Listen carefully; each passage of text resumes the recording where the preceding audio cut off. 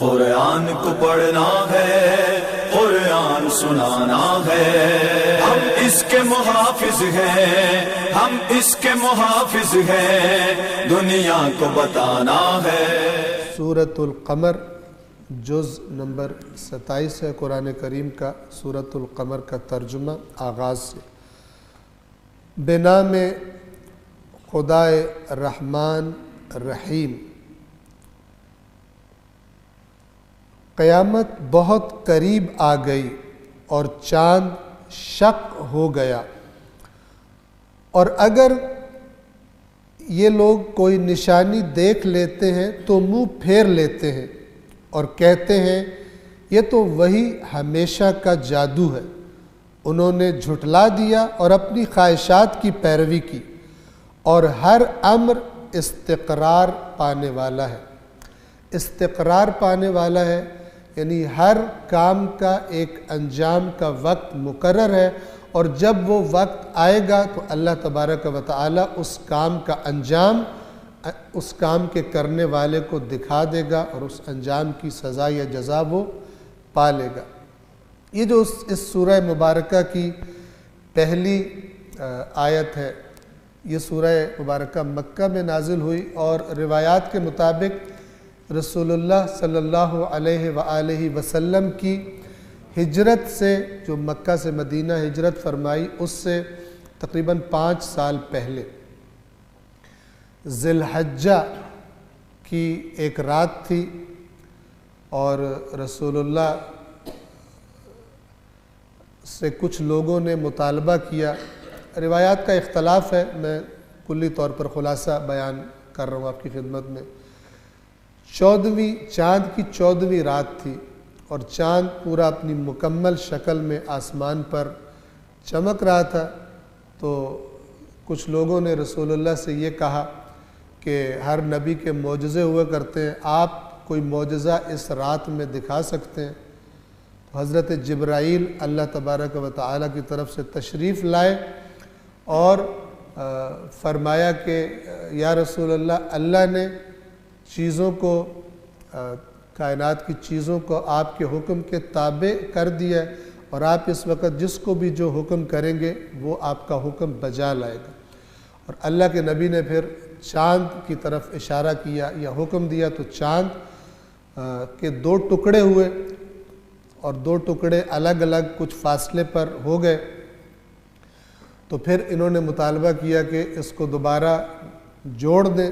پھر اللہ کے نبی نے اشارہ فرمایا اور وہ چاند دوبارہ سے جڑ گیا، اور بعض روایات کے مطابق انہوں نے کہا کہ ایک دفعہ پھر ایسا ہی کیجئے، اور اللہ کے نبی نے دوبارہ چاند کو 2 ٹکڑے کیا، اور اس کے بعد دوبارہ اس کو جوڑ دیا گیا۔ اب یہاں پر جو مطالبہ کرنے والے تھے، جو تو مومنین تھے رسول اللہ کے ساتھ، وہ اس معجزے کو دیکھ کر سجدہ شکر میں گر گئے، اور ان کے ایمان میں مزید اضافہ کا سبب بنا۔ اور وہ لوگ کہ جنہوں نے ہٹ دھرمی کو اپنا شعار بنایا ہوا تھا، اور بات نہ ماننے کا مزاج جنہوں نے بنایا ہوا تھا، انہوں نے ایک بہانہ بنایا اور کہا کہ یہ تو جیسے پہلے جادو کیا کرتا ہے، یہ آپ نے، اس شخص نے جادو کیا، اور کہنے لگے کہ ہمارے وہ لوگ کہ جو سفر پر گئے ہوئے ہیں، شام کے سفر پر گئے ہیں اور یمن کے سفر پر گئے ہیں، وہ جب واپس آئیں گے تو ہم ان سے پوچھیں گے کہ تم نے بھی چاند کو 2 ٹکڑے ہوتا دیکھا تھا اس رات میں؟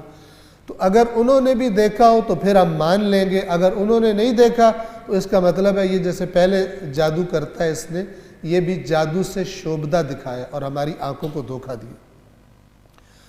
اور پھر جب روایات بیان کرتی ہیں کہ جب وہ لوگ جو سفر پر گئے ہوئے تھے واپس آئے مکہ، تو ان لوگوں نے ان سے سوال کیا کہ تم نے کوئی ایسا حادثہ دیکھا ہے چاند کے 2 ٹکڑے ہوتے؟ تو انہوں نے بھی تصدیق کی کہ ہم نے چاند کو 2 ٹکڑے ہوتا ہوا دیکھا ہے۔ لیکن جنہوں نے نہیں ماننا تھا، اس معجزے کے دیکھنے کے بعد بھی وہ نہ مانے اور انہوں نے ایمان نہیں لایا۔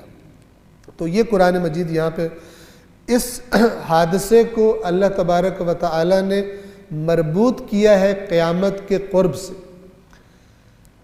ایک ہوتا ہے قرب اور ایک ہوتا ہے اقتراب۔ اقتراب کا معنی ہے بہت زیادہ قریب آ جانا، اور اللہ کے رسول کی بعثت یعنی رسول اللہ کا مبعوث کیا جانا یہ خود قیامت کے قرب کی نشانیوں میں سے ایک نشانی ہے۔ اور اللہ کے نبی نے ایک حدیث کے مطابق فرمایا اپنی 2 انگلیوں کو جوڑ کر کہ میری نبوت اور قیامت یوں ہے، یعنی اب گویا کہ وہ بڑی نشانی آ گئی کہ جس کے بعد قیامت بہت ہی قریب آ چکی ہے۔ تو یہ چونکہ رسول اللہ ہی کا معجزہ تھا، اللہ نے فرمایا قیامت بہت قریب آ گئی اور چاند شق ہو گیا، یعنی چاند 2 ٹکڑے ہو گیا۔ اور دوسری آیت میں کفار کے رویے کی طرف اشارہ فرمایا، اور یہ کافر اگر کوئی نشانی یعنی معجزہ دیکھ لیتے ہیں تو اس سے منہ پھیر لیتے ہیں اور کہتے ہیں یہ تو وہی ہمیشہ والا جادو ہے، یہ جادوگر ہے اور یہ اس نے اپنے جادو کا ایک نیا شعبدہ ہمیں دکھا دیا۔ آیت نمبر 3 میں یہ جھٹلانے والوں کا مرض بیان کیا، کیا چیز ہے جو انہیں اتنا بڑا معجزہ دیکھ کر بھی ایمان لانے سے روک رہی ہے، اور وہ کیا ہے؟ ہوائے نفس۔ ہر زمانے میں انسان کو انبیاء کا پیغام جو اللہ کا پیغام ہوتا ہے اس پیغام پر ایمان لانے سے کون سی چیز روکتی ہے؟ خواہشات نفسانی، دنیا سے محبت، دنیا کے بارے میں جو منصوبے بنائے ہوئے ہیں، دنیا کے جو کام روٹین بنا لیے اور ان کو نہیں چھوڑ سکتا، یہ جب سودا انسان نہیں کر پاتا تو پھر اپنے اندر ہی اندر بہانے ڈھونڈتا ہے اللہ کی بات کو جھٹلانے کے، قیامت کو جھٹلانے کے، اللہ کے نبی کے پیغام کو جھٹلانے کے، یا جھٹلا دیتا ہے اور یا دوسرا طریقہ اپنا لیتا ہے کہ بس میں چونکہ یہ کچھ کام کر رہا ہوں اب میں بچ جاؤں گا، یہ کچھ کام جو میں نافرمانی بھی کر رہا ہوں ان سے کوئی فرق نہیں پڑتا، کچھ اچھے کاموں کی وجہ سے یہ باقی کام میرے اللہ تعالیٰ چھوڑ دے گا۔ اس طرح کی اپنے پاس سے ایک نیا قانون، یا بعض جو گمراہ کرنے والے لوگ ہوتے ہیں وہ ایسی باتیں کر کے اللہ کے اس نظام توحید کے مقابلے میں ایک اور سسٹم لا کر دے دیتے ہیں، اور بندہ سمجھتا ہے کہ میرا دین بھی ہے اور میری دنیا بھی چل رہی ہے اور میں تو بڑا سمجھدار ہوں اور میرے سے اچھا تو نظریہ کسی کا ہے ہی نہیں۔ تو یہ آیت نمبر 3 میں کیا فرمایا؟ اور انہوں نے جھٹلا دیا اور اپنی خواہشات کی پیروی کی، یعنی کیوں جھٹلایا؟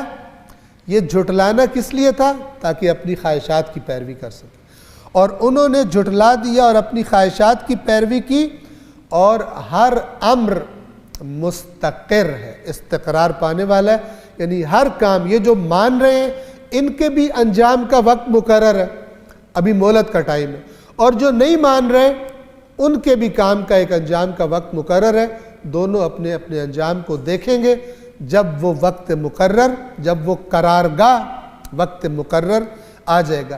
یہ استقرار، قرار، مقرر یہ سارے ایک ہی لفظ، ان کا معنی ایک ہی ہے۔ اور یقیناً ان کے پاس وہ بڑی خبریں آ چکی ہیں جو باز رہنے کے لیے کافی ہیں، یعنی اتنی بڑی بڑی خبریں ہم نے ان کی طرف بھیج دی ہیں اس قرآن میں کہ اگر ان خبروں پہ غور کریں تو پھر جس روش پہ یہ چل رہے ہیں اس سے روکنے کے لیے کافی ہیں۔ ہماری طرف سے آنے والی خبریں حکیمانہ، حکمت سے پر اور اثر کرنے والی باتیں، قرآن کے لفظ حکمت بالغہ، بالغہ یعنی پہنچ جانے والی، جہاں پہنچنی ہوتی ہے، یعنی ایسی باتیں کی ہیں ہم نے دانائی کی کہ جو جہاں ہم پہنچانا چاہتے ہیں وہاں پہنچنے والی ہیں، یعنی تمہارے دلوں پر اثر کرنے والی ہیں، تمہارے دلوں کے اندر جہاں ضرب لگنی چاہیے وہاں ضرب لگانے والی ہیں، لیکن تنبیہیں فائدہ مند نہیں ہوتی۔ کن کے لیے؟ جو ہوائے نفس کے پیروکار، ورنہ ہماری باتوں سے بڑھ کر کون بات بتائے گا تمہیں، اور ہمارے رسول سے بڑھ کر کون تمہیں اچھا سمجھائے گا، لیکن تم کیونکہ خواہشات نفسانی کی پیروی نہیں چھوڑنا چاہتے تو یہ تنبیہیں، نذر جمع ہے انذار کی، یعنی انذار کہتے ہیں خبردار کر دینا، اور نذر اس کی جمع ہے۔ یہ جو خبردار کرنے والی باتیں یہ فائدہ نہیں دیتی۔ کس کو فائدہ نہیں دیتی؟ کہ جو خواہش نفس کو ترجیح دیتا ہے۔ یعنی ہم نے تو بڑی حکیمانہ، بڑی مؤثر باتیں بتا دی، لیکن یہ فائدہ نہیں دی۔ یہ قرآن کی باتیں یاد رکھیے کسی ایک زمانے سے مخصوص نہیں۔ آج بھی آپ نے ایسے لوگ دیکھے ہوں گے، مثلا باپ سمجھا رہا ہے، مثال دے رہا ہوں، باپ سمجھا رہا ہے بیٹا فلان اس قسم کے دوستوں کی صحبت میں نہ جاؤ، لیکن بیٹے کو کیونکہ مزہ آتا ہے، لذت آتی ہے ان کے ساتھ وقت گزار کے، نشہ کر کے، ناچ گا کر، تو اپنے باپ کی نصیحت نہیں سنتا۔ باپ ہر طریقے سے پیار سے مثالیں دے کے، بیٹا دیکھو تم خود سوچو اس کا انجام کیا ہوگا، تمہاری پڑھائی رہ جائے گی، تمہارا مستقبل خراب ہو جائے گا، اپنی صحت خراب کر لو گے، بری دوستی کے برے نتیجے ہوتے ہیں۔ اس کی عقل یہی کہے گی ہاں یہ بات ٹھیک کہہ رہے، لیکن فما تغنی النذر، یہ حکیمانہ باتیں بھی فائدہ نہیں دیتی۔ کیوں؟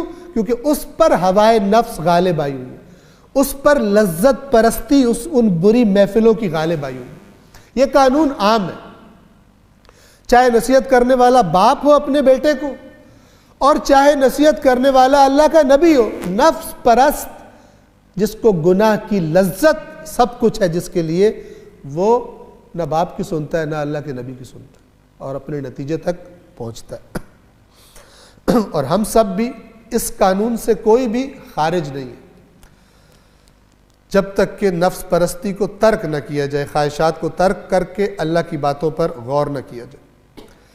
بس آپ بھی ان سے رخ پھیر لیں۔ اب رسول اللہ کو فرمایا جا رہا ہے کہ جن کے بارے میں یہ واضح ہو گیا کہ یہ سب کچھ دیکھ کر بھی انہوں نے ہٹ دھرمی کرنی ہے، اور ان کو اپنی خواہشات پیاری ہیں، اپنا نظام سابقہ پیارا ہے، کفر پیارا ہے ان کو، آپ بھی ان سے رخ پھیر لیں۔ جس دن بلانے والا ایک ناپسندیدہ چیز کی طرف بلائے گا، اور وہ بلانے والے سے مراد وہ اعلان ہے جو قیامت کے دن کیا جائے گا کہ آ جاؤ سارے خدا کی بارگاہ میں پیش ہو جاؤ، تو وہ مجرموں کے لیے ناپسندیدہ ہوگی وہ پیشی۔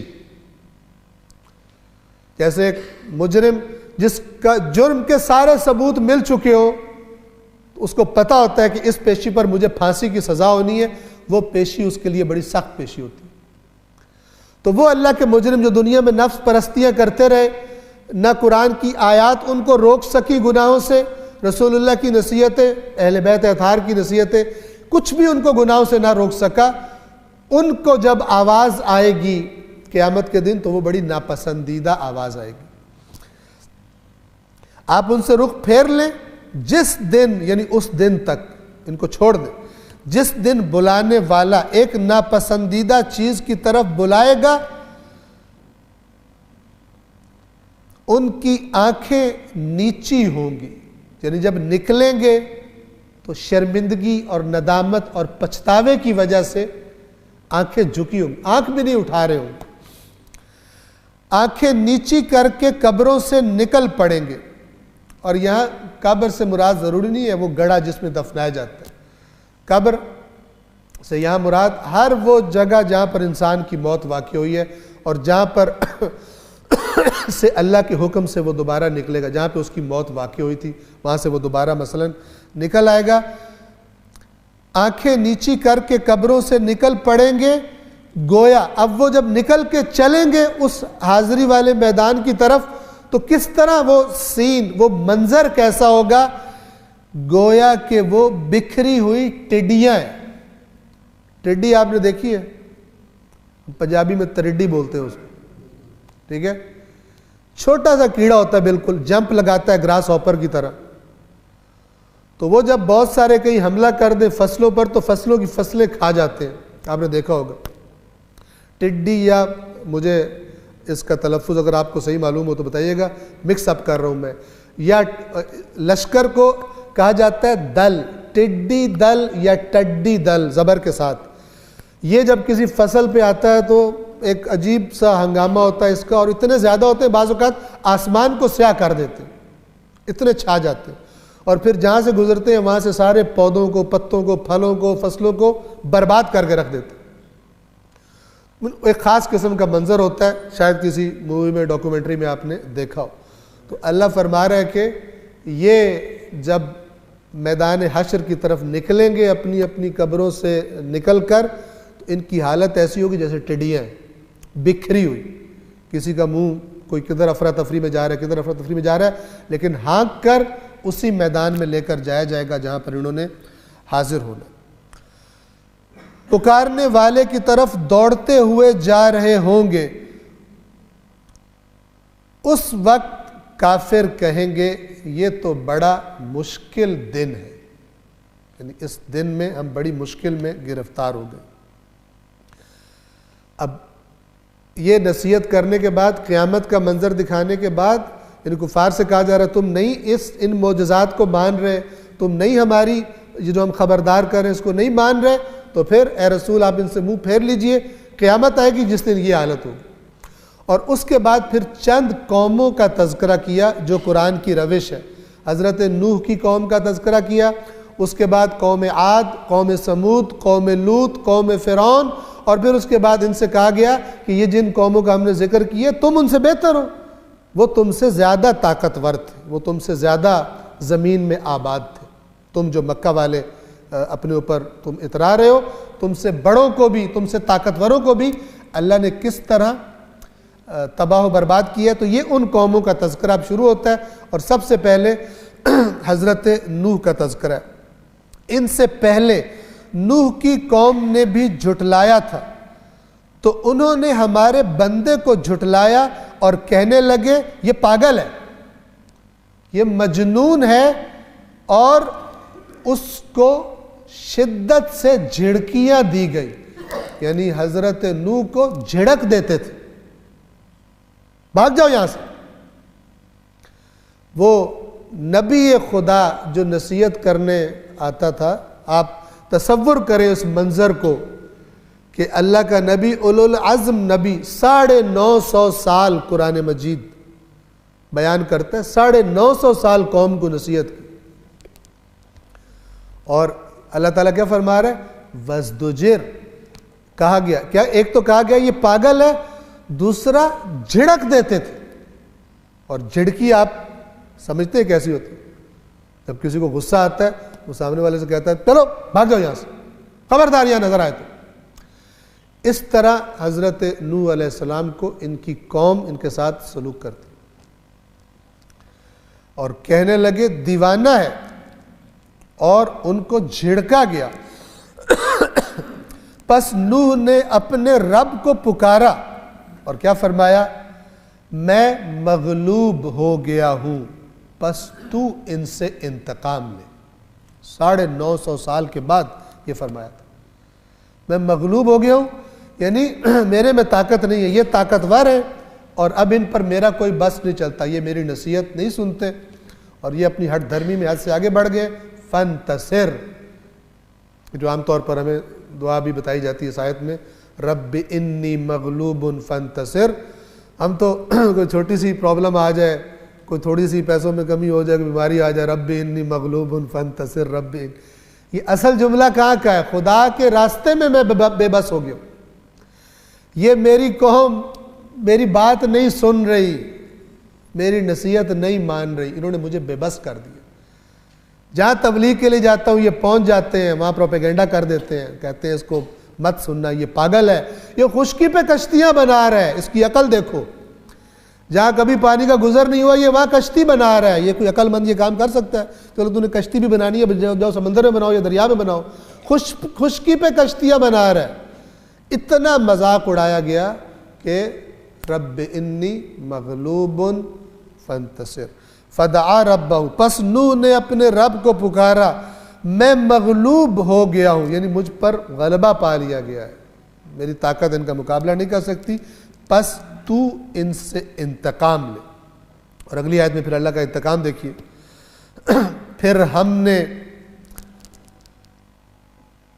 زوردار بارش سے آسمان کے دروازے کھول دیے۔ لفظ ہے بماء منہمر، یہ منہمر نہر سے، یعنی ایسے آسمان سے ہم نے دروازے کھولے جیسے نہریں چل پڑی. ابھی تو تیز بارش بھی ہو تو آپ نے دیکھا حالت کیا ہو جاتی. اللہ فرما رہا ہے ایسے جیسے آسمان سے نہریں چل پڑی, ایسے ہم نے دروازے کھول دیے یہ اوپر سے, اور زمین کو پھاڑ کر ہم نے چشمے بنا دیے. ہر جگہ سے زمین گویا کہ پھٹ گئی. شروع ایک تندور سے ہوا تھا, شروع ایک تندور سے پانی ابلنا شروع ہوا تھا, اور پھر زمین پھٹتی گئی اور چشموں کی شکل میں پوری زمین پر پانی اللہ نے جاری کر دیا. اور زمین کو پھاڑ کر ہم نے چشمے جاری کر دیے تو دونوں پانی اس امر پر مل گئے جو مقدر کر دیا گیا تھا, یعنی جو اللہ نے طے کر دیا تھا اس امر کے مطابق آسمان سے آنے والا پانی اور زمین سے ابلنے والا پانی یہ دونوں آپس میں مل گئے اور سب کچھ غرق ہو گیا. حضرت نوح کا بیٹا بھی نہ بچا جو نافرمان تھا. یہ عبرتیں ہیں قرآن کی کہ ہم تو کہتے ہیں نا ہم نے تو کیونکہ ہم تو ان کے نام لیوا ہیں لہذا اب ہمارا تو کوئی مسئلہ ہی نہیں ہے, اور قرآن کہتا ہے وہ نوح کا بیٹا تھا اس کا مسئلہ بن گیا. اور حضرت نوح نے فرمایا, آپ پڑھ چکے ہیں, گزر چکا ہے گزشتہ قرآن کی آیات میں, حضرت نوح نے اللہ سے بڑے ادب سے نام لیا. اللہ نے کہا نہیں نوح اس کے بعد اس کے بارے میں بات نہیں کرنا, یہ تیرا اہل ہی نہیں ہے, یہ عمل غیر صالح ہے. اور اس کا مطلب یہ ہے کہ میں نے عرض کیا تھا پہلے بھی کہ حضرت نوح پر اس کا کافر ہونا آشکار نہیں تھا, بیوی کا کافر ہونا آشکار تھا, لہذا بیوی کی سفارش بھی نہیں کی. بیٹے کا کفر آشکار نہیں تھا. اور جیسے ہی اللہ نے بات کی حضرت نوح کو پتہ چل گیا اور فوراً اللہ سے استغفار کی کہ میں یہ کام نہیں کروں گا, جو جتنا کیا تھا اس کی بھی استغفار کی.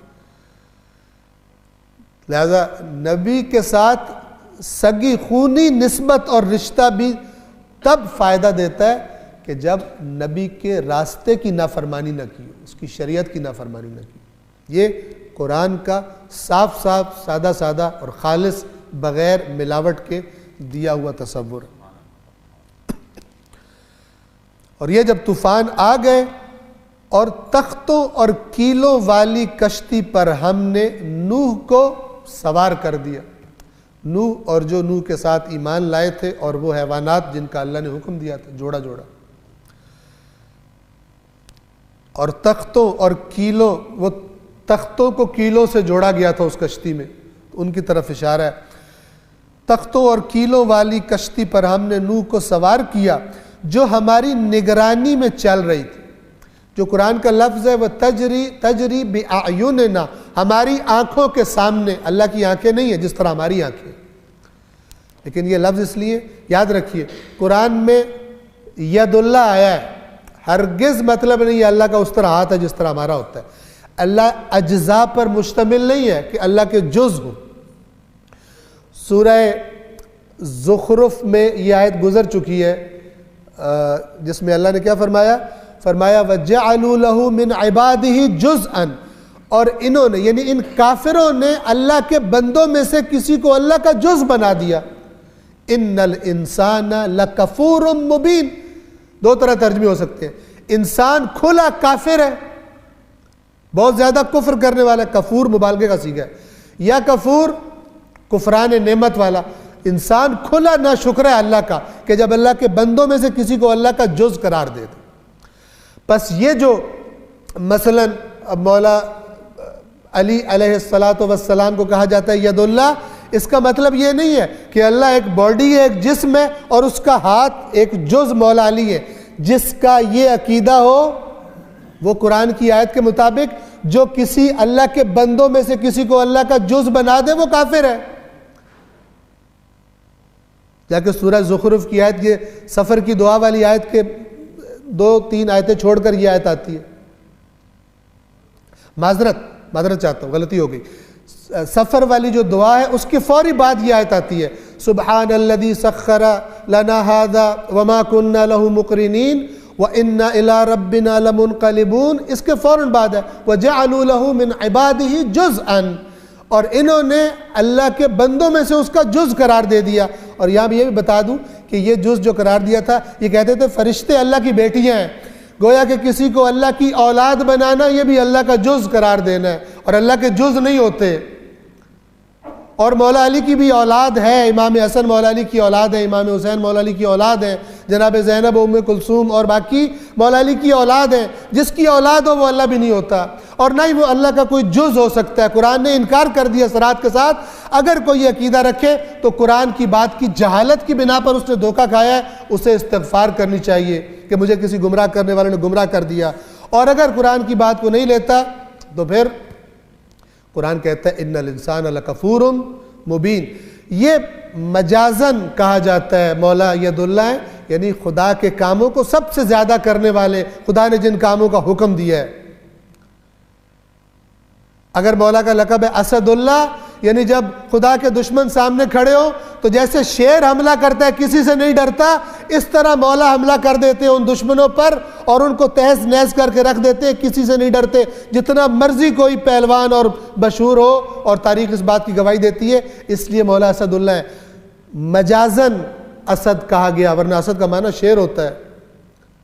توجہ فرما رہے ہیں؟ اسی طرح مثلا وجہ اللہ، یہ سب مجاز ہے، حقیقت میں اللہ کا کوئی جز نہیں ہے۔ اگر کوئی اللہ کو اجزاء پہ مشتمل سمجھتا ہے، جیسے کچھ جاہل لوگ آ کر ممبروں پر کہہ بھی دیتے ہیں، وہ دین اسلام سے خارج ہے، وہ مشرک ہے، صریح قرآن کا منکر ہے، صریح قرآن کا منکر ہے، کہ جس نے سادہ ترجمہ بھی قرآن کا پڑھا ہو اس کو بھی پتہ ہے کہ یہ چیز کفر کے مترادف ہے۔ صلوات پڑھیے محمد و آل محمد پر۔ تجری بِأَعْيُنِنَا، اعین عین کی جمع ہے، اور عین کہتے ہیں آنکھ کو، ہماری آنکھوں کے سامنے وہ چل رہی تھی، یعنی ہماری نگرانی میں۔ اللہ کے علم سے کوئی چیز مخفی نہیں ہے، چھپی ہوئی نہیں ہے، یعنی ہم دیکھ رہے تھے ہمارے سامنے وہ۔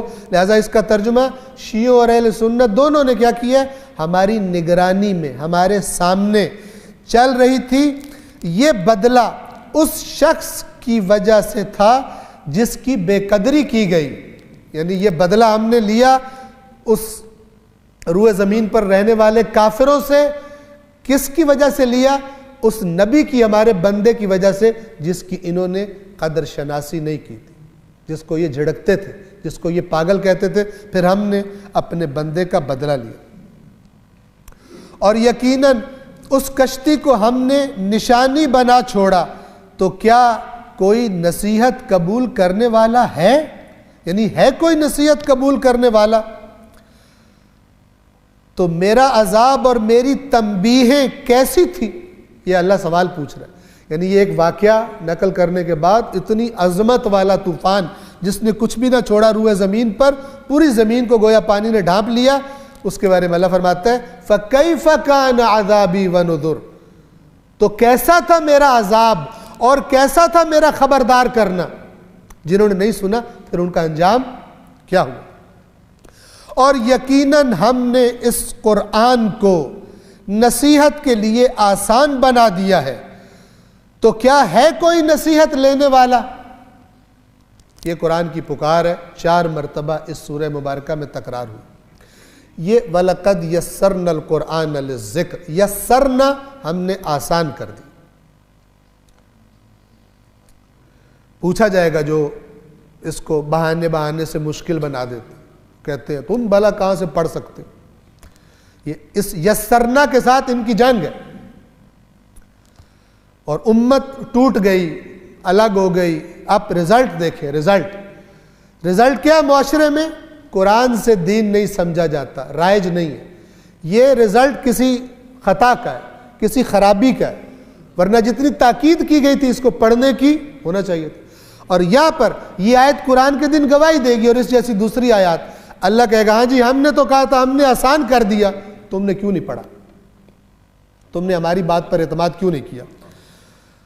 اور یقیناً ہم نے اس قرآن کو آسان کر دیا، کس لیے؟ لذکر۔ یہ ذکر کا معنی اچھی طرح سے سمجھ لیں۔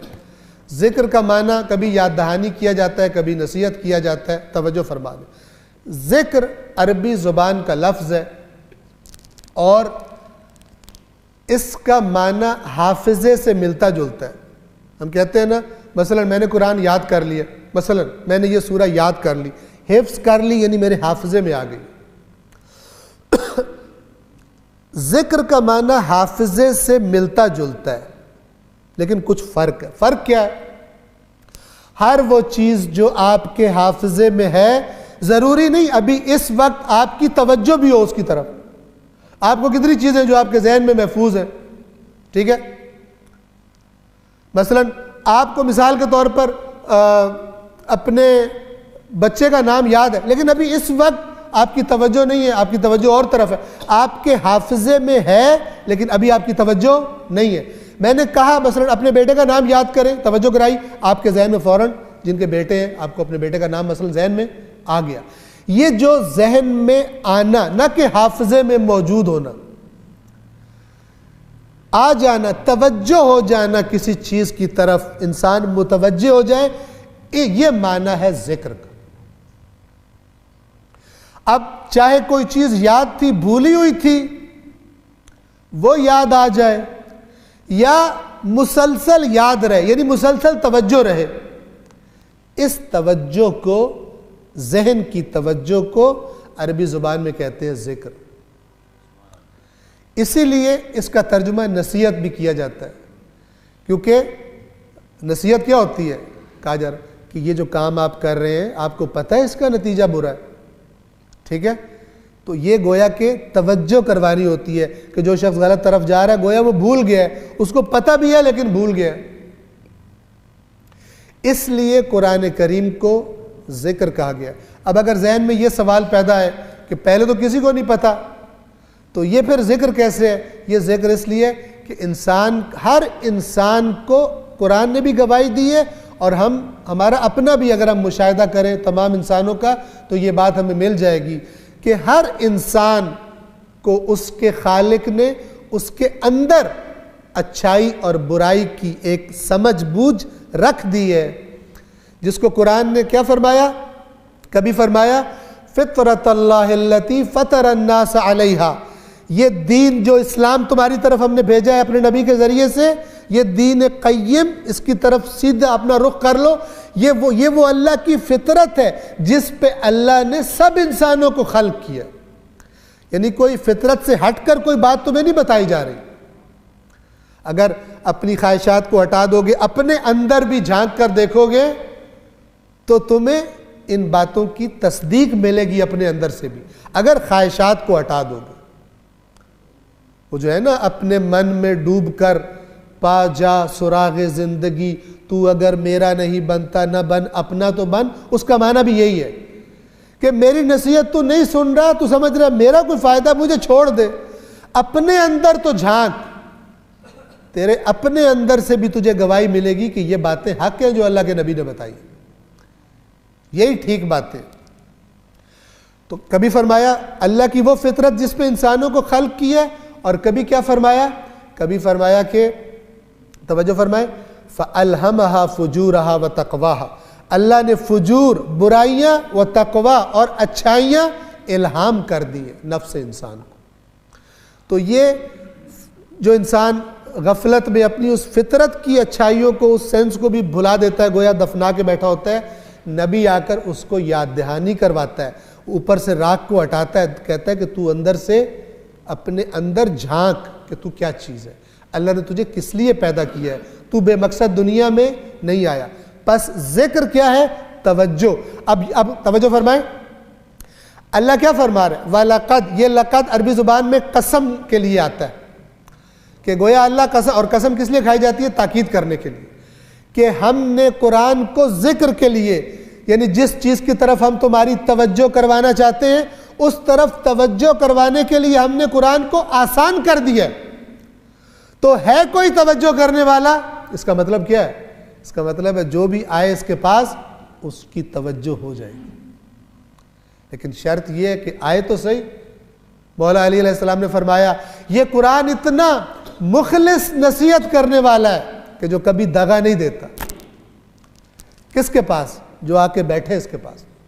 بیٹھے سے مراد جیسے دوست کے پاس بندہ بیٹھتا ہے مشورہ لیتا ہے، بات کرتا ہے، آپ کی رائے کیا ہے؟ قرآن کی رائے لے، نہ کہ اپنی رائے ٹھونسے قرآن پر۔ قرآن سے کہے ٹھیک ہے آپ یہ بات کر رہے ہیں لیکن میرے 40 سال تو یہی سنا ہے، لہٰذا آپ کی بات کا مطلب وہ ہے جو میں کہہ رہا ہوں۔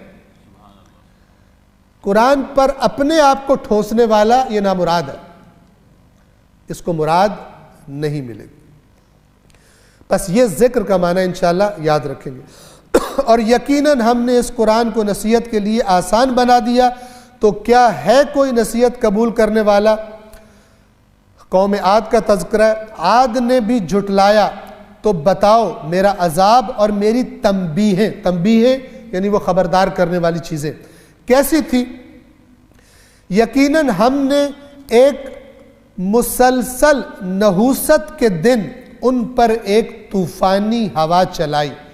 یہ یاد رکھیے گا کہ روایات اہل بیت مختلف قسم کی ہیں اس بارے میں، ان کو اکٹھا کرنے کے بعد، دیکھنے کے بعد، صحیح ضعیف کو الگ کرنے کے بعد جو بات واضح ہے کہ کوئی بھی دن بذات خود منحوس نہیں ہوتا، کوئی بھی دن اللہ کا بنایا ہوا کوئی زمانہ منحوس نہیں ہے۔ یہ بھی جو کہا جا رہا ہے کہ ہم نے ایک منحوس دن، نحوست والے دن، یعنی کیونکہ اس دن ان کے اعمال کی وجہ سے ان پر اللہ کا عذاب آیا تھا،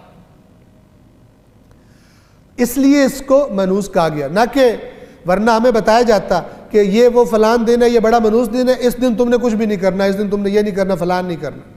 البتہ یہ موضوع تفصیلی ہے، لیکن یہ جس طرح ہمارے یہاں رائج ہو گیا ہے، یہ حقیقت پر مبنی نہیں ہے۔ علامہ محمد حسین طباطبائی صاحب تفسیر میزان وہ فرماتے ہیں کہ کوئی دلیل نہیں ہے جس کو قائم کیا جا سکے اس بات پر کہ فلان جو دن ہے یہ نحس، کوئی دلیل نہیں، کوئی دلیل ہمیں نہیں ملتی۔ اور جن کو علم ہے علامہ طباطبائی کا، علامہ محمد حسین طباطبائی اعلی اللہ مقامہ، وہ جانتے ہیں کہ تفسیر میزان کتنا بڑا شاہکار ہے تفسیر قرآن کا، اور انہوں نے کس کس انداز میں آیات قرآن کو کھول کھول کر اس میں بیان فرمایا ہے۔ اور یاد رکھیے یہ جو ہمارے یہاں علامہ ہے اس میں اور جو حوزہ علمیہ میں علامہ کہا جاتا ہے، زمین تا آسمان فرق ہے۔ علامہ کا لقب بہت کم افراد کو دیا جاتا ہے حوزے میں، لیکن ہمارے یہاں پہ تو جو بھی آ رہا ہو مثلا ہمارے پاس کتاب کرنے کے لیے، اس کو اور کچھ ہمیں پتہ نہ ہو، علامہ ساتھ ضرور لگا دیتے ہیں۔ علامہ مبالغے کا صیغہ ہے، یعنی بہت بڑا، بہت زیادہ علم رکھنے والا عالم۔ صلوات پڑھیے محمد و آل محمد۔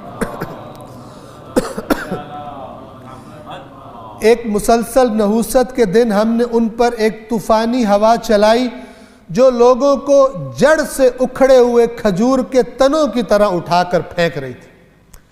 یعنی آپ یہ جو قرآن نے مثال دی ہے اس پر ذرا غور کریں۔ یہ جو عاد کے لوگ تھے یہ بہت لمبے چوڑے تھے، بہت مضبوط اندام، ان کے جسم بہت تگڑے تھے، اور اپنے اس تگڑے ہونے پر انہیں تکبر تھا۔ تو وہ اب آپ تصور کریں کہ ایک کھجوروں کا باغ ہو، کھجور کا درخت مضبوطی سے لگا ہو، ایک ہوا آئے اور وہ تنوں سے کو اکھاڑ کر، جڑوں سے اکھاڑ کر زمین پر پھینکے۔ آپ توجہ کریں کہ وہ ہوا کتنی سخت ہوگی۔ تو چونکہ یہ بھی بہت مضبوط جسموں والے تھے، تو وہ جب ہوا آئی تو روایات میں جو ملتا ہے وہ اس طرح چلتی تھی کہ یہ جہاں چھپے ہوئے تھے اپنی مضبوط عمارتوں میں، وہاں سے نکال کر ان کو بلند کر کے اور زمین پر پٹکتی تھی۔ اور روایات جو بیان کرتی ہیں کہ پہلے یہ جو تنے کہا گیا کھجور کے، پہلے ان کے سر اور بازو توڑتی تھی وہ ہوا ان کو پٹک کر، اور پھر ان کو اچھال کر زمین پر زور سے مارتی تھی، اور یہ بے جان زمین پر پڑے کے پڑے رہ گئے۔ لہذا اللہ کیا فرما رہا ہے، ان کو وہ ہوا کیا کرتی تھی جو لوگوں کو جڑ سے اکھڑے ہوئے کھجور کے تنوں کی طرح اٹھا کر پھینک رہی تھی۔ تو بتاؤ میرا عذاب اور میرا خبردار کرنا کیسا تھا؟ جب میں عذاب کرتا ہوں تو پھر وہ کیسا ہوتا ہے؟ میرے نبیوں نے ان کو خبردار کیا لیکن انہوں نے بات نہیں مانی۔ اور یقیناً ہم نے اس قرآن کو نصیحت کے لیے آسان بنا دی ہے۔ تو ہے کوئی نصیحت والا؟ یعنی نوح کی قوم کو دیکھ لو، ہے کوئی نصیحت لینے والا؟ قوم عاد کو دیکھ لو، ہے کوئی عبرت لینے والا؟ آگے سمود کو دیکھ لو، ہے کوئی؟ یہ ذکر ہے، یہ نصیحت ہے۔ یہ جو قرآن سے لینا چاہے اس کے لیے اللہ نے کھول کر اس کو بیان فرما دیا۔ قوم سمود نے بھی تنبیہ کرنے والوں کو جھٹلا دیا تو کہنے لگے کیا ہم اپنوں میں سے ایک بشر کی پیروی کریں جو ہے بھی ایک۔ چند باتیں اس میں۔ نمبر 1، ہمارے جیسا بندہ، ہمارے جیسا بشر، ہم اپنے جیسے بشر کی بات نہیں مانیں گے۔ کچھ لوگ زور لگاتے ہیں نا انبیاء بشر نہیں ہوتے، انبیاء کوئی اور مخلوق ہوتے، یہ ان کے لیے قرآن کے بار بار جواب ہے۔ کفار کہتے تھے ہم اپنے جیسے بشر کو تو قبول ہی نہیں کریں گے، ایک۔ دوسرا، ہم اتنے زیادہ اور یہ اکیلا، اور ہم اتنے امیر اور اتنے مالدار اور اتنے صاحبان اقتدار اور یہ اکیلا، ہم اس کی بات نہیں مانیں۔ ابشرا منا واحدا، کیا بشر ہم میں سے اور ایک دیکھیں ہم میں سے نہیں ہونا چاہیے، بشر نہیں ہونا چاہیے، اور ہم اس کی پیروی کریں، یہ نہیں ہو سکتا۔ اگر ہم یہ کر لیں گے تب تو ہم گمراہی اور دیوانگی میں ہوں گے، یعنی ہم تو گمراہ ہو گئے پھر دیوانے ہو گئے۔ اس میں ہے کون سی بات کہ ہم اس کی بات کو فالو کریں؟ ورنہ وہی باتیں جو قرآن میں پہلے بیان ہو چکی، گزر چکی، کہ کسی بڑے امیر آدمی کو آنا چاہیے تھا، کسی بڑے صاحب اقتدار کو آنا چاہیے تھا۔ اس میں کون سی ایسی بات ہے؟ کوئی فرشتہ آنا چاہیے تھا، کوئی اور مخلوق آنی چاہیے تھی، بشر کیوں اللہ نے بھیج دیا؟ یہ کفار کے اعتراض۔ کیا ہمارے درمیان یہی ایک رہ گیا تھا جس پر یہ ذکر نازل کیا گیا؟ وہی بات کہ جو رسول اللہ کو بھی کہی گئی۔ مکہ اور طائف میں اتنے بڑے بڑے سردار ہیں، اتنے امیر لوگ ہیں، اللہ کو ملا ہی کوئی نہیں، تجھ پہ قرآن نازل کر دیا۔ یعنی وہی باتیں جو پہلے انبیاء کو بھی کہی جاتی تھی، دنیا داروں کی طرف سے، نفس پرستوں کی وجہ، صاحبان اقتدار کی طرف سے۔ کیا ہمارے درمیان یہی ایک رہ گیا تھا جس پر یہ ذکر نازل کیا گیا؟ بلکہ یعنی یہ ذکر کوئی نازل نہیں ہوا، بلکہ یہ بہت بڑا جھوٹا اور خود پسند آدمی ہے، اپنے آپ کو بڑا بنا کے پیش کرنا چاہتا ہے۔ پھر اللہ فرماتا ہے ان قریب انہیں معلوم ہو جائے گا کہ بڑا جھوٹا خود پسند کون ہے۔ یعنی اصل میں تم جھوٹے ہو، اصل میں تم خود پسند ہو، جن کی خود پسندی رکاوٹ بن رہی ہے کہ تم ہمارے نبی کی بات نہیں مان رہے۔ تمہاری اکڑ اور تمہارا تکبر، تمہارا اقتدار، تمہارا مال و دولت، یہ تمہیں روک رہا ہے۔ ان قریب انہیں معلوم ہو جائے گا کہ کون بڑا جھوٹا اور خود پسند ہے۔ یقیناً ہم اونٹنی کو ان کے لیے آزمائش بنا کر بھیجنے والے ہیں، پس انتظار کیجئے اور صبر کیجئے، اور انہیں بتا دیجئے کہ پانی ان کے درمیان تقسیم ہوگا۔ یہ حضرت صالح کو کہا جا رہا ہے، پانی تقسیم ہوگا یعنی کیا؟ ایک دن اونٹنی پیے گی جو معجزہ ہے اللہ کا، اور ایک دن تمہاری قوم پیے گی، اور ہر ایک اپنی باری پر حاضر ہوگا۔ یعنی جس دن اونٹنی کی باری ہے اس دن تم اس پانی والی جگہ کے قریب نہیں آؤ گے۔ تو انہوں نے اپنے ساتھی کو پکارا اور اسے تھما دیا، یعنی اسے وہ ہتھیار تھما دیا، پس اس نے اونٹنی کو مار ڈالا۔ تو بتاؤ میرا عذاب اور میرا خبردار کرنا کیسا تھا؟ یعنی جب یہ کام کیا انہوں نے اونٹنی کے ساتھ، پھر جو میں نے کیا بتاؤ وہ کیسا تھا؟ اور وہ کیا تھا؟ یقیناً ہم نے ان پر ایک زوردار چیخ کو چھوڑ دیا، یعنی ان پر وہ ان کی طرف بھیج دی تو وہ سب باڑ والے بھوسے کی طرح ہو کر رہ گئے۔ یہ توجہ فرمائیں، اس تعبیر کو سمجھیے۔ جانوروں کو ایک جگہ رکھنے کے لیے باڑ بنائی جاتی ہے جس کے اندر جانور رہتے ہیں، صبح پھر ان کو نکال دیا جاتا ہے، لے کے جایا جاتا ہے چرنے کے لیے، شام کو اسی باڑے میں ان کو بند کر دیا جاتا ہے۔ اس کے اندر جو چارہ ہوتا ہے اس پر وہ چل چل کے اس کو بری طرح کچل دیتے ہیں، چونکہ وہی ہوتے ہیں، اسی کے اوپر لیٹ گئے، کبھی اسی کے اوپر چلے، تو وہاں جو چارہ پڑا ہوتا ہے وہ بری طرح کچلا جاتا ہے۔ تو اللہ فرما رہا ہے وہ اتنی زبردست چیخ تھی کہ اس چیخ کے بعد ایسے وہ پڑی تھی قوم سمود کے جو پتھروں کو کاٹا کرتے تھے، ایسی پڑی تھی جیسے جانوروں کا کچلا ہوا باڑے میں وہ بھوسا پڑا ہوتا ہے، یعنی عام بھوسا بھی نہیں بلکہ وہ کچلا ہوا بھوسا۔ اور یہ عرب یعنی مکے کے عرب کے لیے یہ بڑا دیکھا ہوا منظر تھا کہ وہ جانوروں کا کچلا ہوا جو خس و خاشاک ہوتا ہے وہ کتنی عجیب حالت میں ہوتا ہے۔ اور یقیناً ہم نے اس قرآن کو نصیحت کے لیے آسان بنا دیا، تو کوئی ہے نصیحت قبول کرنے والا؟ لوط کی قوم نے بھی تنبیہ کرنے والوں کو جھٹلایا، یقیناً ہم نے ان پر پتھر برسانے والی ہوا چلا دی، سوائے آل لوط کے جنہیں ہم نے سحر کے وقت بچا لیا اپنی طرف سے نعمت کے طور پر۔ وہ جو حضرت نوح کی بیوی کے علاوہ جو ان کی اولاد تھی، اور ان کو اللہ تعالیٰ نے بچا لیا۔ اسی طرح شکر گزاروں کو ہم جزا دیا کرتے ہیں۔ یا شکر گزار کسے کہا جا رہا ہے؟ جو اللہ کی نعمت ہدایت اور نعمت نصیحت کی قدردانی کرے، اسے مان لے، اور جو نہ مانے وہ نہ شکر ہے۔ اللہ فرما رہے ہم شکر کرنے والوں کو ایسے ہی جزا دیا کرتے ہیں۔ سب سے بڑی نعمت اللہ کی ہدایت ہے۔ سورہ فاتحہ میں جس کے لیے دعا منگوائی گئی ہم سے، اہدنا، ہماری ہدایت فرما، اور اللہ کی طرف سے ہدایت آئے، شکر گزار وہ ہے جو قبول کر لے، نہ شکرہ وہ ہے جو اس ہدایت کو نہ مانے، اپنے پاس سے بہانے گھڑ لے اور تعویلیں کر لے۔ شکر گزاروں کو ہم ایسے ہی جزا دیا کرتے ہیں۔ اور یقیناً لوط نے ہماری پکڑ سے انہیں ڈرایا تھا، لیکن وہ ان تنبیہات سے یہ خبردار کرنے کے بارے میں جھگڑا کرتے رہے، بحث کرتے رہے۔ کبھی کہتے تھے قیامت کب آئے گی، تو جھوٹ بولتا ہے، فلان کرتا ہے، جھگڑا کرتے تھے۔ نوح نے ان کو ہماری پکڑ سے ڈرایا تھا یقیناً، اور یقیناً انہوں نے لوط کے مہمانوں کو قابو کرنا چاہا۔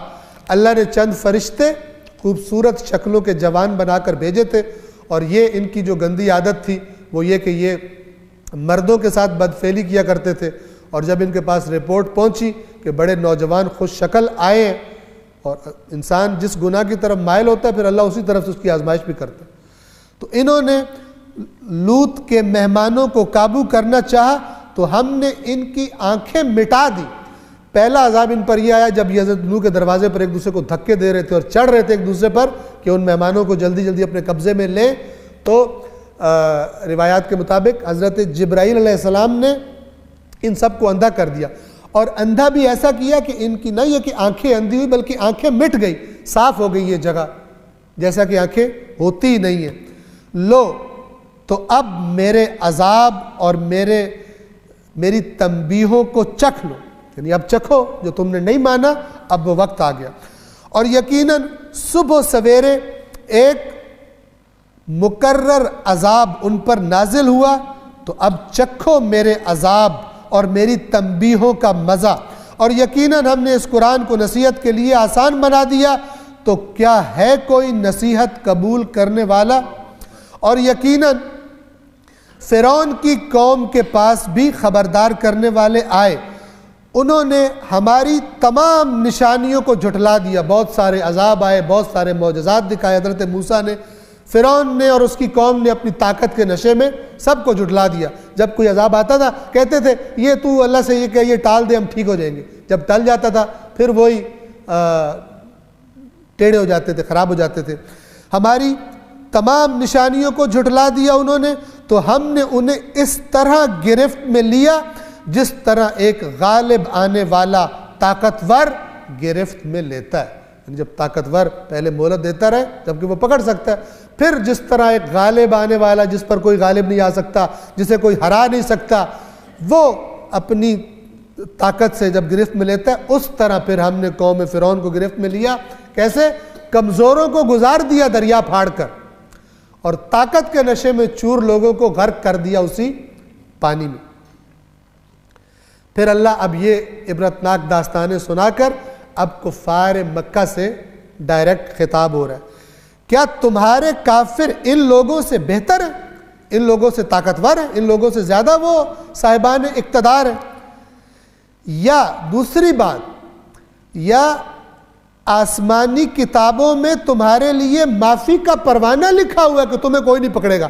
یہ دو باتیں یاد رکھیے جو انسان کو خراب کرتی۔ یا تو تم اتنے طاقتور، زیادہ طاقتور ہو کہ ہمارے عذاب سے بچ جاؤ گے، اور دوسری گمراہی کی وجہ کیا ہے؟ یا تمہارے پاس کوئی ایسا ایگریمنٹ اللہ سے تم نے لکھوایا ہوا ہے جو پچھلی آسمانی کتابوں میں لکھا ہوا ہے کہ تمہیں کچھ نہیں کہے گا اللہ، تم جو مرضی کرتے رہو۔ یا الہامی کتب میں تمہارے لیے معافی کا پروانہ لکھا ہوا ہے؟ یا یہ لوگ کہتے ہیں کہ ہم تو ایک فاتح جماعت ہے، یعنی ہمیں کوئی ہرا ہی نہیں سکتا، یہ کفار مکہ یہ کہتے ہیں۔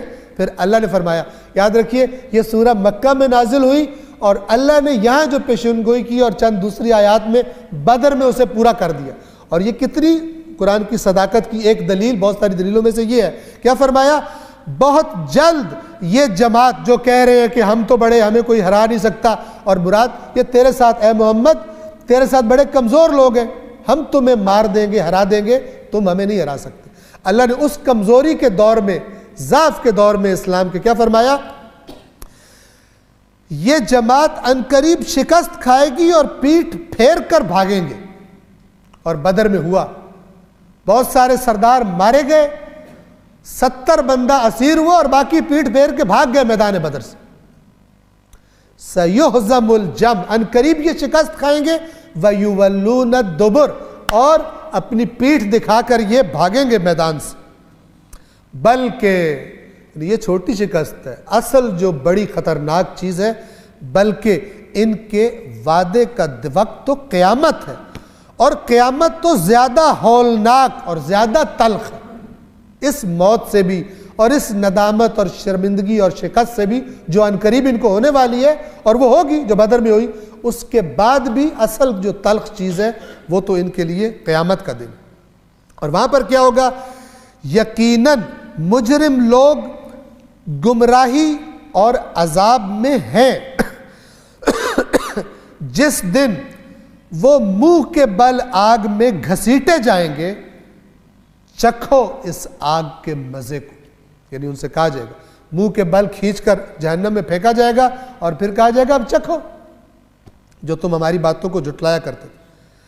یقیناً ہم نے ہر چیز کو ایک قدر، یعنی ایک مقرر اندازے کے مطابق پیدا کیا ہے، ہر چیز کے اندازے اللہ نے مقرر فرمائے ہیں۔ اور اگلی آیت میں جیسے فرما رہا ہے کہ یہ قیامت بھی جب اس کے اندازے کا وقت آئے گا تو ہم ایک پل میں اسے کر دیں گے، تمہیں پتہ بھی نہیں چلے گا۔ اور ہم جیسے یہ گویا کہ اشارہ جو شروع کی آیت میں چاند کا 2 ٹکڑے ہو جانا، یعنی یہ نظام جب اللہ چاہے اس کو تباہ و برباد کر سکتا ہے، ان تاروں کو، ان سیاروں کو اللہ تعالیٰ توڑ سکتا ہے جب وہ چاہے۔ اور ہمارا حکم، ہم نے ہر چیز کو ایک اندازے کے مطابق پیدا کیا ہے، اور ہمارا حکم بس ایک ہوتا ہے پلک چھپکنے کی طرح۔ یہ کیا فرمایا جا رہا ہے؟ ہمیں دوسری دفعہ کہنا بھی نہیں پڑتا، ہم کہیں اور کچھ نہ ہو، ہم چاہیں اور دوبارہ چاہنا پڑے، اللہ کا حکم ایسا بھی نہیں ہوتا۔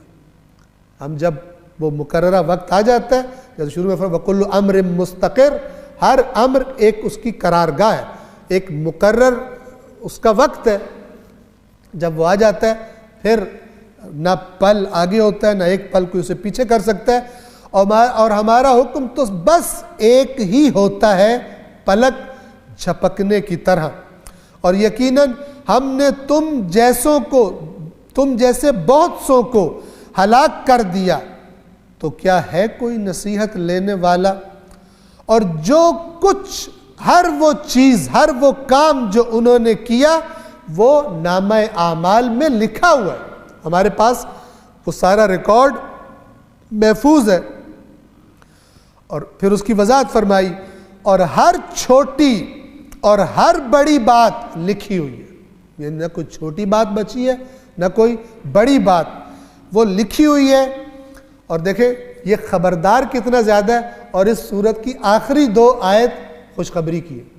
قرآن میں ڈرانا زیادہ ہے، اور آپ توجہ فرمائیں جہاں پر بھی بشیر آیا ہے وہاں پر نذیر ساتھ ضرور آیا ہے، لیکن نذیر اکیلا بھی آیا ہے، کیونکہ انسانوں کو ڈرانے کی ضرورت زیادہ ہے۔ اور آج ہم دیکھ لیں معاشرہ، کیا معاشرہ ہے؟ جس کو بہت خوشخبریاں دے دی گئی ہوں تو وہ کہتا ہے چلو کر بھی لو، تو پھر ہم تو بچے ہوئے، کچھ نہیں ہوتا، اللہ کی نافرمانیاں کر لو۔ قرآن میں انذار زیادہ ہے۔ اس صورت میں آپ دیکھیں پوری صورت کی ٹون کیسی تھی، اور یہ آخری 2 آیتیں سنیں، یقیناً اہل تقوی جنتوں اور نہروں میں ہوں گے سچی عزت کے مقام پر صاحب اقتدار بادشاہ کی بارگاہ میں، یعنی اللہ کے پاس وہ جنتوں میں اور نہروں میں ہوں گے۔ یہ دو باتیں خوشخبری کی ہے۔ باقی پوری صورت چونکہ رسول اللہ کو تنگ کر رہے تھے، جھٹلا رہے تھے، لہذا باقی پوری کی پوری سورہ دو آیتوں کے علاوہ وہ مسلسل انذار ہے۔ صلوات پڑھیے محمد و آل محمد۔ یہ سورہ رحمان کی آیت نمبر 16 تک ہم نے تلاوت کی ہے، اور پہلی آیت سے آیت نمبر 16 تک ترجمہ اور مختصر وضاحت آپ کی خدمت میں عرض کرتے ہیں۔ صلوات پڑھیے محمد و آل محمد۔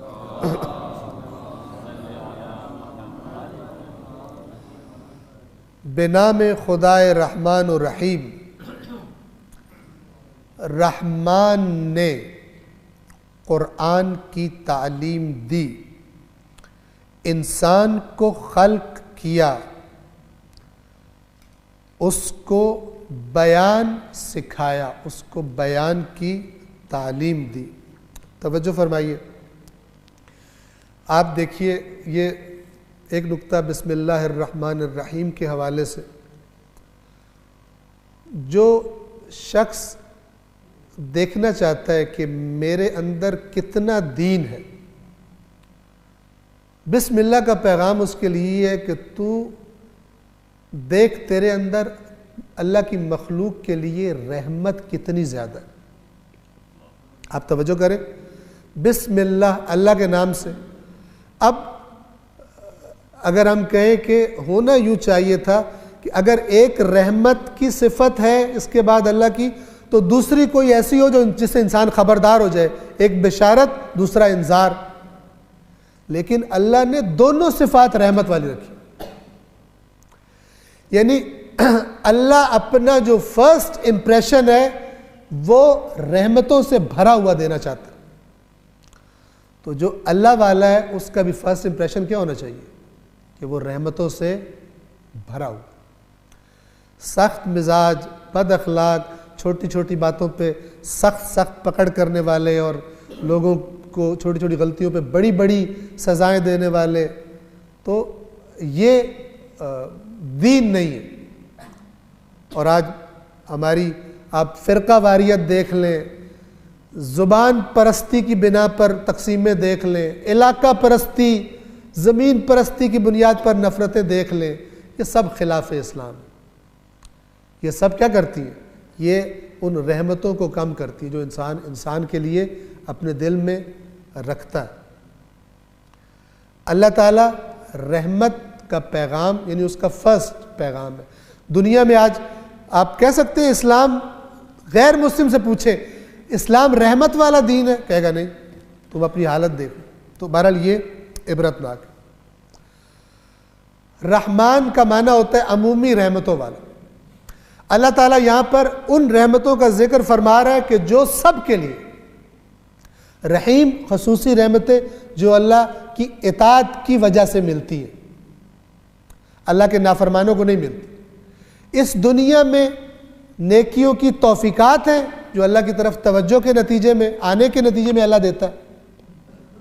مثلا اللہ فرماتا ہے میرے ہدیے سب کے لیے، لیکن کچھ ہدیے ایسے ہیں، یہ قرآن تم سب کو دے دیا، لیکن اس سے مربوط کچھ چیزیں ایسی ہیں کہ جو اس کو قبول کرے گا صرف اس کو دوں گا، جو بھی قبول کرے یہ تحفہ اس کو دوں گا جو لینا چاہے، جو لینا نہیں چاہتا اس کے لیے میرا تحفہ ہے۔ یہ رحیم ہے سب کے لیے، دوں گا اس کو کہ وہ بھی لینا چاہتا ہوں۔ رحمان عمومی رحمتوں والا۔ کیا قرآن کی تعلیم دی۔ اب دیکھیں، حالانکہ انسان کا خلق کیا جانا اور انسان کو بیان سکھایا جانا یہ ترتیب میں پہلے آنا چاہیے، لیکن اتنی بڑی رحمت ہے اللہ کی قرآن کہ اس کو پہلے ذکر کیا، اس کی عظمت اور برتری کی وجہ سے، کہ رحمان کی ایک عظیم ترین رحمت کیا ہے؟ اس نے تمہیں قرآن کی تعلیم دی، اس نے تمہیں قرآن مجید کی تعلیم دی۔ اللہ کے ہاں قرآن کتنا بڑا ہے اور ہماری زندگیوں میں قرآن کتنا چھوٹا ہو کے رہ گیا۔ صرف قرآن اس لیے کہ جب نام آئے تو قسم چسم اٹھا لو، یا نام آئے تو کہو اس سے بڑی کتاب ہی کوئی نہیں، اور عمل جب دیکھا جائے تو اس سے زیادہ ان امپورٹنٹ کتاب کوئی نہیں ہے۔ عملی طور پر۔ ایک عام سا انگریزی کا قاعدہ بھی زیادہ امپورٹنس رکھتا ہے ہمارے بچے کے مستقبل کے لیے قرآن مجید سے، کیونکہ اس کو بھی سمجھنے کی کوشش کی جاتی ہے، اس کو سمجھنے کی کوشش نہیں کی جاتی۔ اور اللہ اس کی امپورٹنس کی وجہ سے اپنی رحمانیت کی پہلے نمبر پر اس کو ذکر کر رہا ہے۔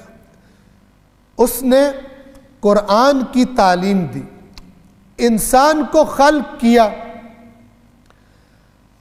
انسان کو بیان سکھایا۔ بیان کیا ہے؟ توجہ فرمائیں، چونکہ اللہ نے قرآن کو بیان کہا، ھذا بیان للناس، یہ قرآن بیان ہے لوگوں کے لیے۔ یہ بیان کا معنی سمجھ لیں، اردو میں بھی ابھی لفظ استعمال کرتے ہیں، ٹھیک ہے نا؟ پیپروں میں سوال آتا ہے فلان چیز کو بیان کریں، آپ کیا کرتے ہیں؟ ٹھیک ہے نا؟ استاد جب پڑھتا ہے نا ایگزامینر، تو اگر آپ نے بیان کیا ہو تو نمبر دیتا ہے، اگر بیان ہی نہ ہو تو کہتا ہے تو میں نے کیا پوچھا، تو نے کیا لکھ دیا؟ ٹھیک ہے نا؟ بیان کا مطلب یہ ہوتا ہے کہ پڑھنے والے کو پتہ لگ جائے بھی ہے کیا، بات ہے کیا۔ جب اللہ کہہ رہے ہیں نا کہ ھذا بیان للناس، تو حق یہ بنتا ہے کہ ساری دنیا کھڑی ہو جائے آپ کے سامنے اور وہ کہے کہ نہیں یہ بیان نہیں ہے، آپ کہے چلو چھٹی کرو یہاں سے۔ اللہ کی بات تمہاری بات پر ترجیح رکھتی ہے، اور اللہ نے اس کو بیان کیا۔ اللہ نے کہا ھذا بیان للعلماء، ھذا بیان للفقہاء، ھذا بیان للناس، یہ سب لوگوں کے لیے، ھذا بصائر للناس، یہ لوگوں کے لیے بصیرتیں ہیں۔ ایویں اللہ کو پتہ ہی نہیں تھا میں کیا باتیں کر رہا ہوں، مجھے پتہ ہے، اللہ کو نہیں پتہ تھا۔ سبحان اللہ۔ یہ میں کیوں اس کو بار بار ذکر کرتا ہوں؟ اس لیے کہ آپ معاشرے میں دیکھیں قرآن کدھر ہے، اور یہ کوئی چھوٹا جرم نہیں ہے، یہ وہ جرم ہے جس کی FIR قیامت کے دن رسول اللہ کٹوائیں گے اس سب سے بڑے تھانے میں، اور کہیں گے یہ جو میری قوم کھڑی ہے نا، ان پر کاٹو FIR، انہوں نے قرآن چھوڑ دیا تھا۔ یا ربی، کون FIR کاٹے گا؟ کون؟ اللہ۔ یا ربی، اللہ سے خطاب کریں گے، فرشتوں سے بھی نہیں، فرشتوں تم کاٹو نا۔ یا ربی، اے میرے رب، ان قوم اتخذوا ھذا القرآن مہجورا، یہ ان تاکید کے لیے ہوتا ہے، میری قوم نے اس قرآن کو چھوڑ دیا تھا، یہ پرچہ کاٹو ان پر۔ اور یہ ہونا ہے، ذالک الکتاب لا ریب فیہ، اس کتاب کی کسی بات میں کوئی شک نہیں ہے۔ یہ شکایت قیامت کے دن ہونی ہے۔ یہ جو ہمارا معاشرہ بغیر قرآن پڑھے پھر رہا ہے، کس طرح جواب دیں گے قیامت کے دن؟ دلیل کیا دیں گے اللہ کو؟ جو پیش کریں گے اللہ قبول کر لے۔ ابھی تم نے کیوں نہیں پڑھا؟ بہانے طرح طرح کے بنائے ہوئے، مزاج ہی نہیں ملتے قرآن مجید سے، بدک جاتے۔ اس نے انسان کو پیدا کیا، جس نے پیدا کیا، اور اس نے انسان کو بیان سکھایا۔ بیان کا مطلب ہوتا ہے عربی زبان میں جس کو اس کا ایگزیکٹ میننگ ہے، اس کا جو اصل معنی ہے وہ توجہ فرما لیجئے، کسی چیز کا بیان ہو جانا، یعنی اس چیز کا اس طرح واضح اور آشکار ہو جانا کہ وہ دوسری چیزوں سے الگ ہو کے پتہ لگ جائے۔ ٹھیک ہے نا؟ مثلا دودھ کا دودھ، پانی کا پانی ہو جائے، سیپریٹ ہو جائے، مکس اپ نہ رہے، اسے کہتے ہیں بیان۔ اب وہ اللہ جو انسان کا خالق ہے، اب توجہ فرمائیں، جو انسان کو بنا رہا ہے، اسے سب سے بہتر پتہ ہے یا نہیں کہ یہ جو میں نے مخلوق خلق کی ہے اس کی سمجھ کہاں کام کرے گی اور کہاں کام نہیں کرتی؟ دنیا کے ہر مولانا، ہر عالم، ہر بولنے والے سے زیادہ اللہ کو پتہ ہے، ہر نبی سے زیادہ پتہ ہے، اللہ کو سب سے زیادہ پتہ ہے۔ اور نعوذ باللہ کسی نبی نے تو اللہ کے اختلاف نہیں کرنا، ہم ہیں جو کر رہے ہیں۔ اللہ کو سب سے بہتر پتہ ہے کہ یہ جو میں نے انسان بنایا ہے، اس کو میری یہ کتاب، اس کی اس سمجھ جو میں نے اس کو عقل دی ہے اس میں آئے گی یا نہیں آئے گی۔ اللہ کو سب سے زیادہ پتہ ہے، ٹھیک ہے نا؟ وہ اگر کہہ رہا ہے یہ لوگوں کے لیے بیان ہے تو جھوٹا ہے وہ جو کہتا ہے سمجھ میں نہیں آتا۔ یہ آیات، ان آیات کو چھوڑ دینا اور ادھر ادھر سے ڈھکوسلے لے کر قرآن نہ پڑھنا، یہ اللہ کے ساتھ ٹکر ہے، اس کا جواب دینا پڑے گا۔ اللہ کا ٹکر ہے، جواب دینا پڑے گا۔ اور جب یہ بات کی جاتی ہے، یاد رکھیے، اس کا ہرگز مطلب یہ نہیں ہوتا کہ سنت رسول، احادیث رسول اور احادیث اہل بیت کہ جو وہی احادیث رسول اللہ ہیں ان کا انکار کیا جا رہا ہے۔ ہرگز اس کا مطلب یہ نہیں ہوتا۔ وہی اس کے بیان شدہ احکام کی جزیات بیان کرنے والے ہیں. بس اللہ نے کہا نماز قائم کرو، کون بتائے گا نماز کیسے قائم کرنی ہے؟ ٹھیک ہے، کون بتائے گا مثلا رکوع میں کیا پڑھنا ہے؟ کون بتائے گا سجدہ کیسے کرنا ہے؟ کون بتائے گا اگر رکعت میں شک پڑ گیا کیسے؟ کون بتائے گا فجر کی 2 رکعتیں ہیں؟ کون بتائے گا ظہر کی 4 رکعتیں ہیں؟ کون بتائے گا مثلا اوقات کون سے ایگزیکٹ؟ کون بتائے گا حج جس کا قرآن میں ذکر آیا ہے اس کے مسائل کتنے؟ کون بتائے گا؟ وہ رسول اللہ بتائیں گے، ان کے بعد اہل بیت، اور پھر ان کے ان احادیث کو اچھی طرح سمجھنے والے، ان میں سر کھپانے والے علماء متخصصین بتائیں گے، جن کی طرف رہنمائی، جن کی صفات اہل بیت اطہار نے بتائی ہیں وہ بتائیں گے. لیکن وہ قرآن کی ان آیات جو قرآن نے خود جن کو باتوں کو واضح کر دیا ہے، ٹھیک ہے، ان کو کسی اور طرف ان کا ترجمہ نہیں کر دیں گے. یہ بات یاد رکھیے، یہ امپورٹنٹ ہے. ایسا نہیں ہے کہ میں قرآن پڑھ رہا ہوں، مثلا اللہ نے انسان کو خالق کر دیا اور بیچ میں سے کوئی خطیب صاحب بتائیں کہ نہیں اللہ نے خالق نہیں کیا، یہ اوپر سے کہا ہوا ہے خالق کسی اور نے کیا. یہ بہتان. قرآن کہے اللہ خالق کل شے، اللہ ہر چیز کا خالق ہے، وہ کہہ نہیں مولا علی نے خالق کیا ہے، یہ پرابلم ہے. اللہ کہے جن کو تم اللہ کے علاوہ کہتے ہو مجھے بتاؤ یہ آسمان و زمین اور جو کچھ ان کے درمیان ہے یہ تو اللہ نے خلق کیا ہے، جنہیں تم کہہ رہے ہو مجھے دکھاؤ انہوں نے کیا چیز خلق کی ہے. یعنی اللہ کہنا چاہ رہا ہے کچھ نہیں خلق کیا، پھر بھی قرآن کے خلاف بات کرتے. شرم آنی چاہیے. اس شرک اور کفر پر ندامت اور شرم آنی چاہیے اور استغفار کرنا چاہیے، کیونکہ جن کو یہ گمراہ کر رہے ہیں نا، اپنا تو انہوں نے بوجھ اٹھانا ہے. اس قسم کی لغویات سے جو یہ گمراہ کر رہے ہیں اپنا تو اٹھائیں گے.